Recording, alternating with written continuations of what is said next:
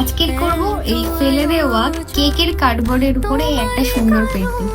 চলো তাহলে দেরি না করে শুরু করি।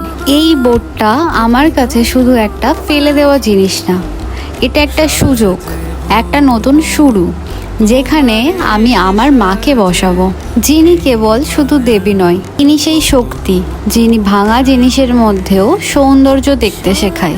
সব কিছুরই একটা দ্বিতীয় জীবন হতে পারে যদি মন দিয়ে দেখা যায়।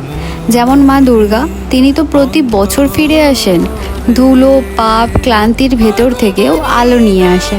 যাই হোক, ফেলে দেওয়া জিনিসের উপর মাকে করা মানে এই নয় যে মাকে ছোট করা, আর সেই সাধ্য আমাদের কারোরই নেই।